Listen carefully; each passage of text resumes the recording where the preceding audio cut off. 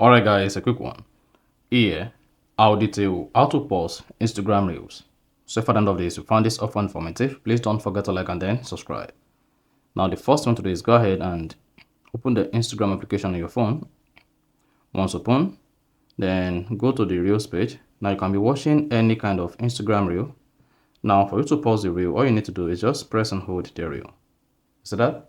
That's going to pause the Reel. So scroll through, locate the Reel you want to pause, press and hold it.